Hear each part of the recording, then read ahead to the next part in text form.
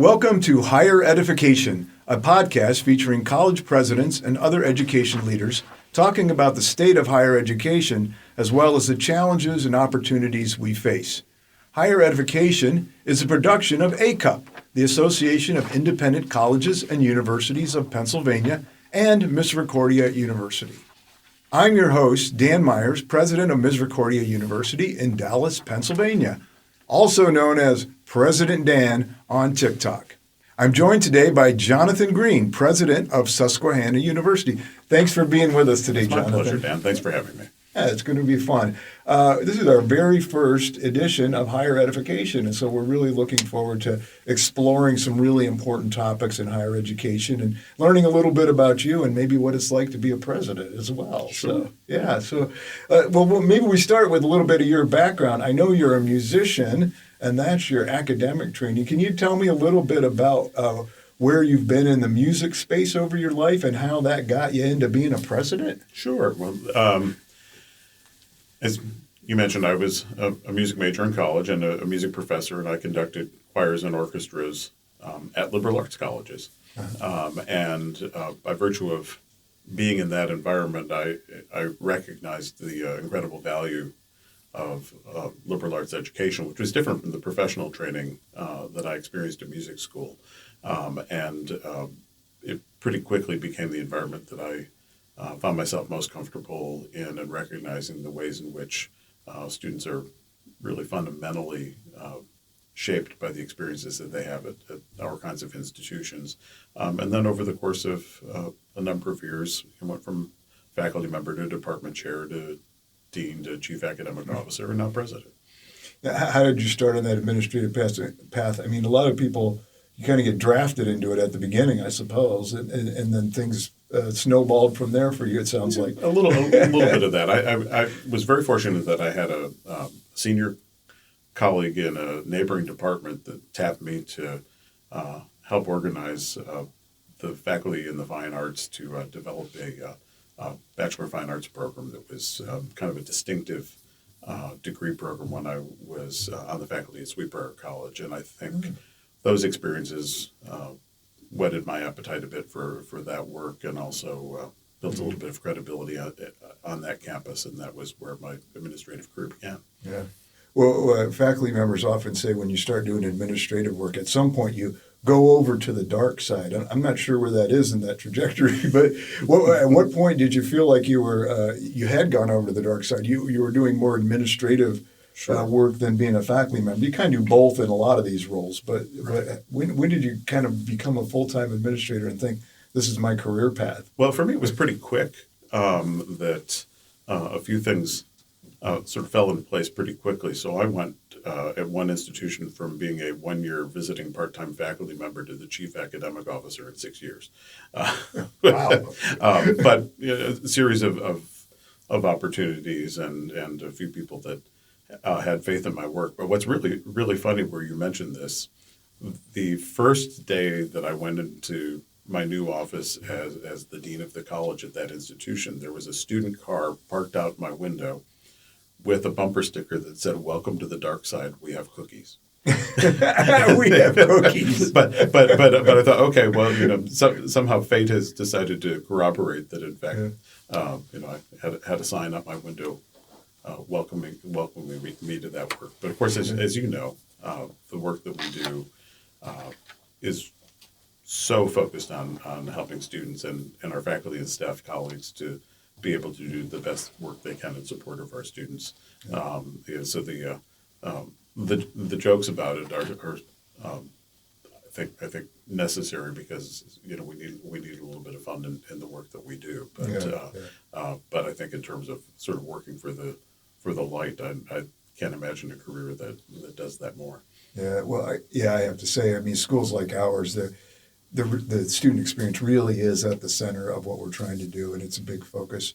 There's other things that are important too, in scholarship and so forth, but yeah, that's the fundamental question that drives us at the end of the day is how is this going to better our student experience? And and I love being a part of that that vibe. It really, it's a great driver for the work that we do, which is not always easy. I think that's no question about it. I mean, and right now, I think higher education is in a particularly challenging moment, and there's a lot going on out there in the press and in the government and things that are really questioning the value of higher education in a lot of different ways. And we talk about it a lot when we're with groups of presidents and even on our own campus. And Sure. I'm wondering, what's the dialogue been like that on your campus about how do we convince people that what we're doing is worthwhile, given this kind of flurry of rhetoric around us that Sure. isn't quite as friendly?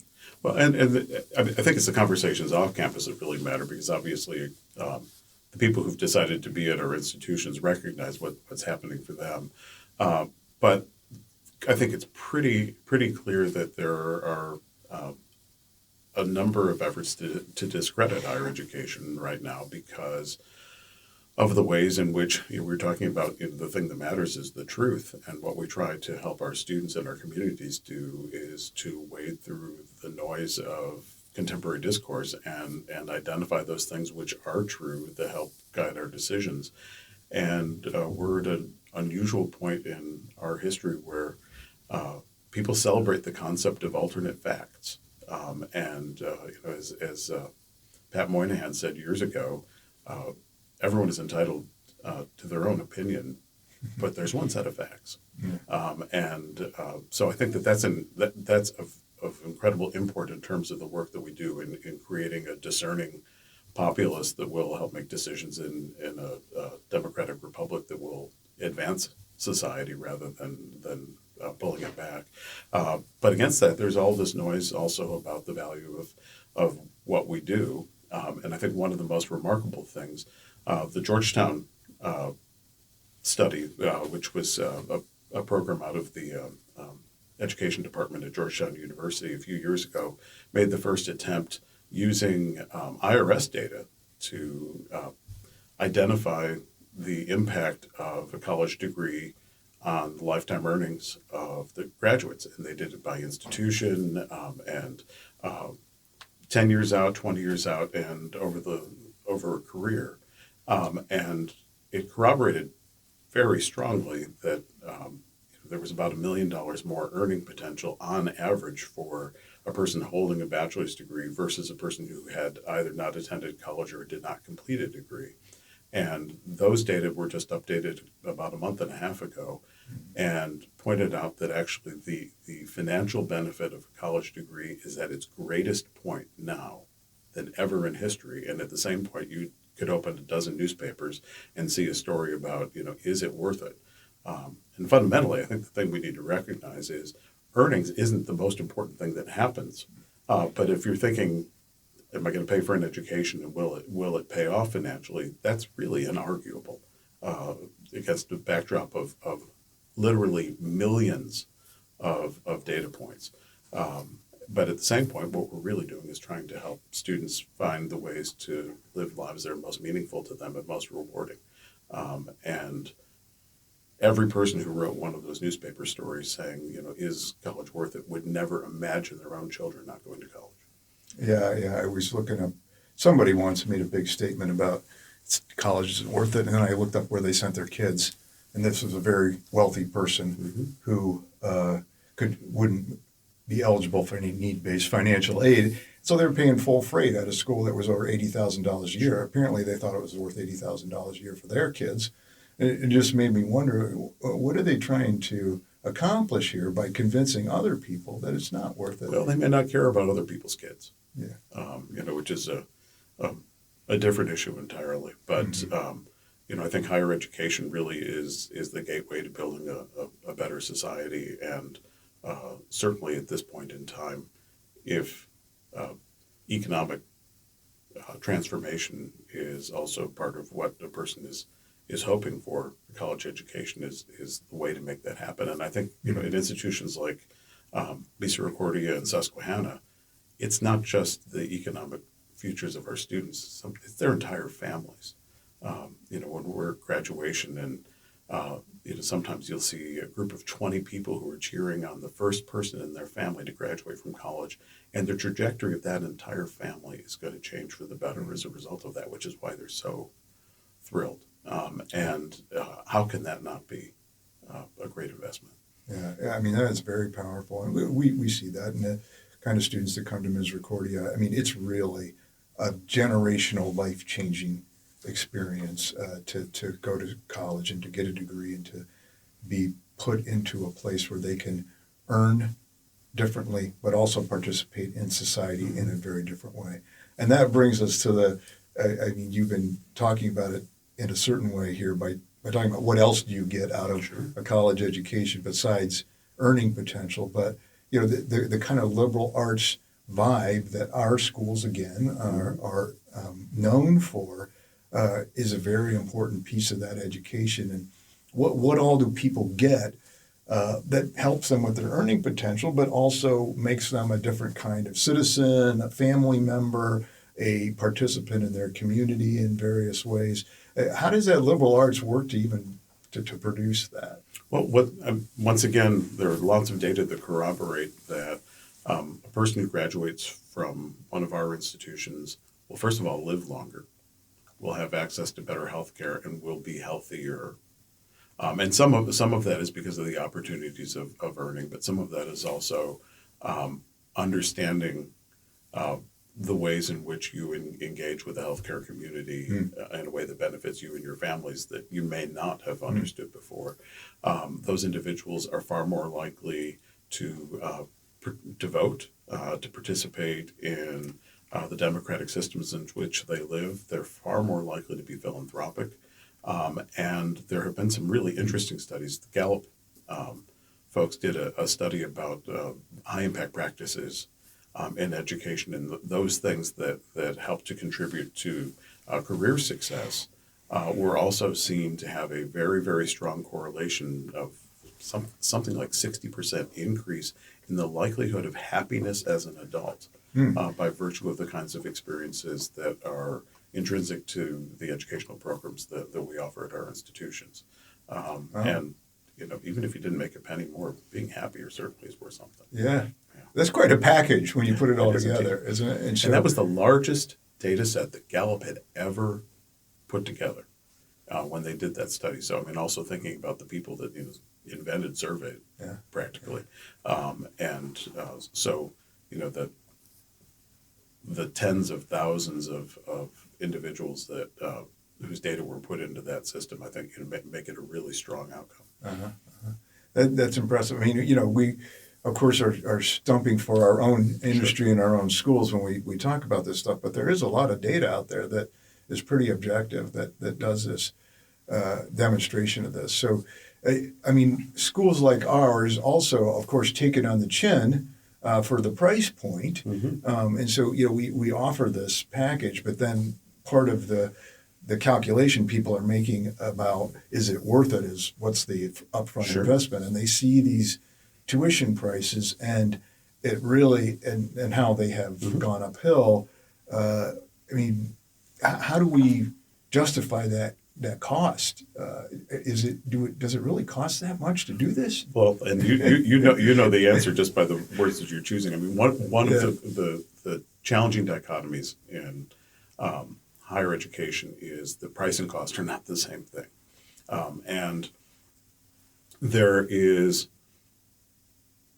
the issue of a student at our institution. 9 out of the top 10 cross-applicant schools, so our biggest competitors in terms of where our prospective students are also applying, 9 out of 10 of those are public institutions.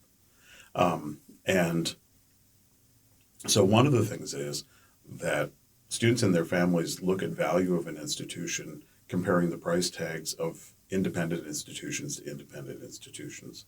And that has moved up year after year because of inflationary factors. It's even outstripped inflation, but at the same point, because most of our institutions are really pricing themselves against public institutions when students are finally getting their offer letters and their financial aid packages and sitting down with their families to decide what makes sense, they're often comparing 3 offers from public institutions with an offer from an independent. And so the financial aid packages that our institutions offer are, at this point, more than half of the price tag. And thinking of ACUP in particular, among the ACUP schools, so the 90 independent higher education institutions in Pennsylvania, in the last decade, out-of-pocket cost for tuition and fees has actually gone down $80. So in Since when? Since 2012, from 2012 to 2022, over a decade, the actual average amount that a family paid in tuition among those 90 schools went down $80. And that's not adjusted for inflation. So adjusted for inflation, it went down a lot. And part of that was our institutions recognizing what families needed to make a degree possible. And so a combination of financial aid, fees that we waived to make it accessible for our students, so that actually a student in Pennsylvania who attends an independent institution is, first of all, more likely to graduate, more likely to graduate in 4 years.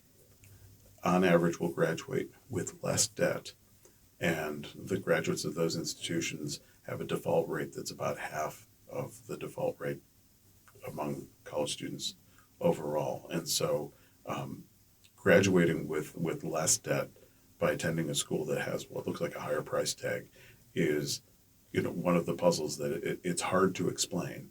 Yeah. But also because of the economics of things, the only way we'd ever be able to make it work differently is if everyone could do a price reset together. And there are rulings from the federal government that say we can't talk about pricing with each other. Yeah. And because it would be price fixing. And unfortunately, we have one thing that we would really all like to see fixed, that we can't have those conversations at the moment. Yeah. So, for the time being, I guess we need to encourage people not to be freaked out by the sticker price, the sticker shock issue, because yes, those prices have been going up, but scholarshiping at these schools has been going up probably even faster, right? Yeah. So in the end, it sounds like you end up with less debt. You're actually paying less to go to an independent/private school in Pennsylvania, anyhow, than you are to go to some of the state-assisted schools. Is that correct? Absolutely. Yeah. That's probably a shocker for people to hear, that you go to one of our schools and you're going to pay less. Wow. That's and that's the thing that there are lots of reasons why it's hard to wrap your head around something like that, but it's absolutely should encourage prospective students and their families to look at the school that's going to be the best experience for them. Yeah. And thinking about one of the real benefits of our institutions, small class sizes. On our campus, every class is taught by a faculty member. And a faculty member who has chosen to be at a teaching institution because teaching undergraduate students is the thing they're most passionate about.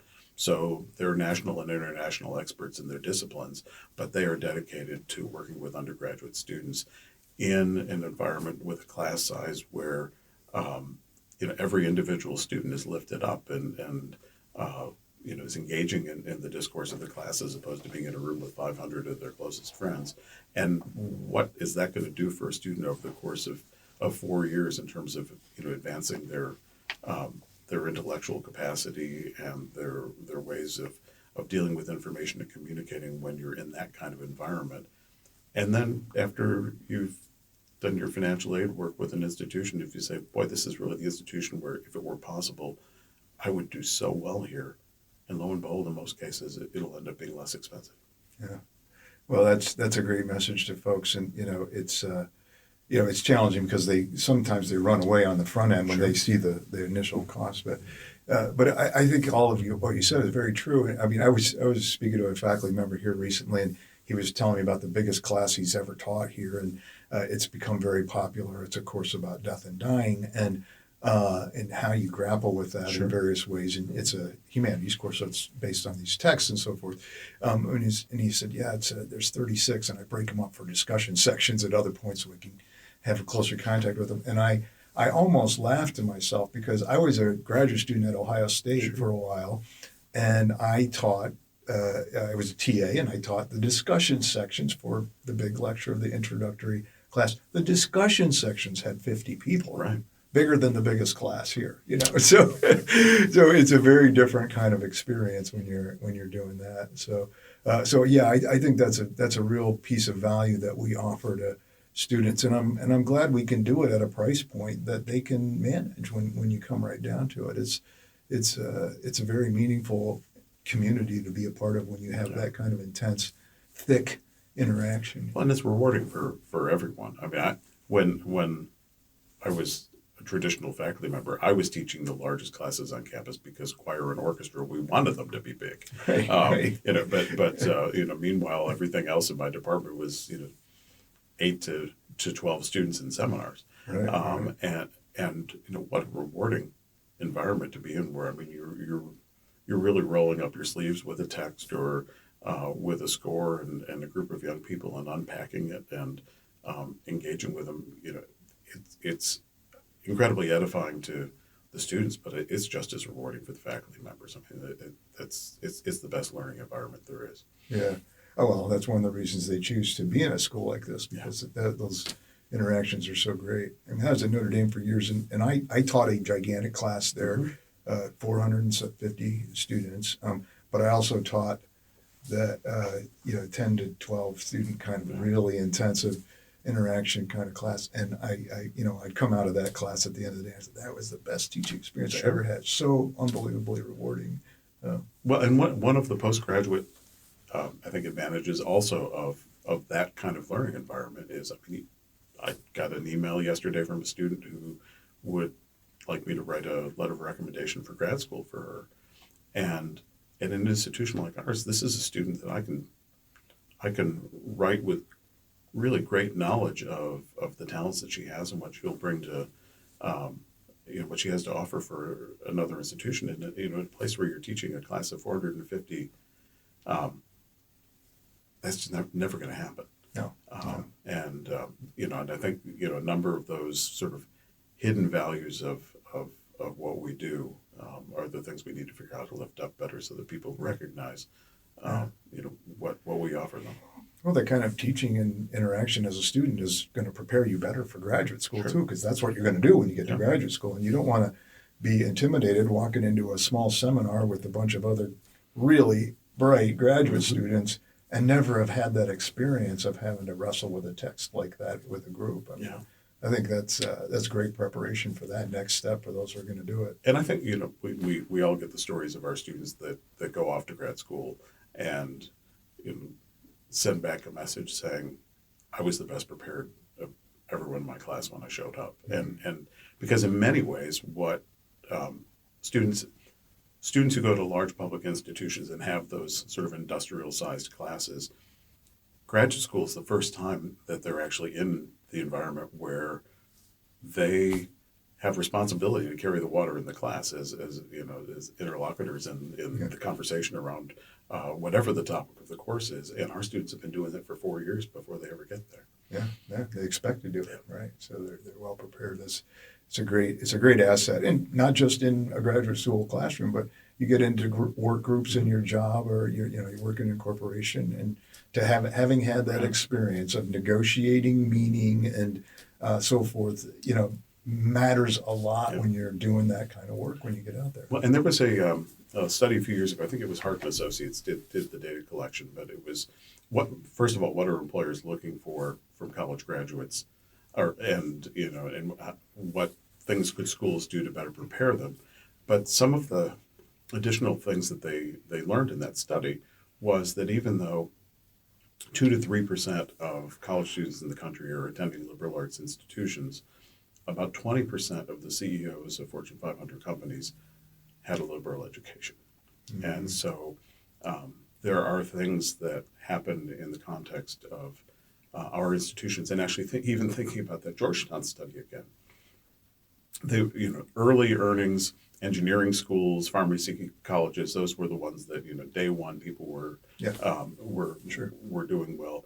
For lifetime earnings, the liberal arts college graduates actually passed all of those other groups. And when they dug in a little deeper, because I think they were surprised by those data, part of it was that they were more likely to advance into leadership positions in the organizations where they found themselves working.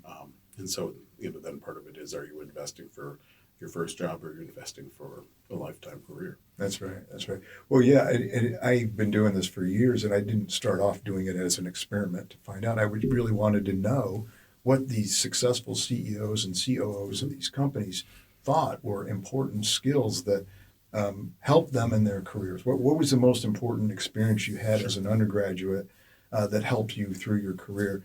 And I mean, I can't think of a single time, and I've asked this question to hundreds of people now, that they didn't say something in their liberal arts core or their liberal arts education that was the most important thing. And because it teaches all these different skills about critical thinking and how to read text and get meaning out of, and now it's even a bigger deal, as you were saying earlier, to trying to get the signal out of the noise that's around us, and all of these different skills you get from liberal arts education. I just think it's incredibly important. And yet, this is another thing that kind of takes a beating out there. And I wonder sort of what the future holds for liberal arts education and what we can do to bolster people's investment in that part of the education, because we know how important it is. Well, I think one of the things that will continue to be true will be that the graduates of our institutions will continue to be advantaged after graduation. The thing that we need to continue to dedicate ourselves to is being sure that students who are meritorious continue to have access, so that our institutions don't sort of go back, retrograde to the families of privilege are the only ones that were able to provide this kind of education to their children 50 years ago. One of the great things that has happened over time is that we have more and more democratized access to our institutions, and I sure wouldn't want those advantages to not continue to become available to more and more deserving students, independent of the capacity of their families to underwrite it. Yeah, that's very important. And another important issue in the higher ed landscape right now is our diversity, equity, inclusion efforts, and that there's a lot of discussion about that as well, and attacks on DEI operations. But I mean, I know for us, DEI is about what you just said. It's about how do we serve underserved groups, and you can look at statistics everywhere and identify those who are underserved by higher education. And we're trying to do a better job of reaching and supporting that population so they can be part of what's going on as well. But that's another challenge that we're dealing with right now. Well, and yet again, part of it is the rhetoric that is driving this, because I mean, fundamentally, the DEI work that we do on campus is aimed at being sure that people understand the context in which each of us lives and makes our decisions, how we can be better neighbors, how we can help to be sure that everyone is treated fairly, and how we can learn to make people feel respected and seen, and to appreciate the shoes that they've worn to get where they are. And all of that is just fundamentally being good people. And somehow the idea of politicizing something and targeting it as being malicious, when the whole core is how can we just help the next generation of people be better to each other than our generation was.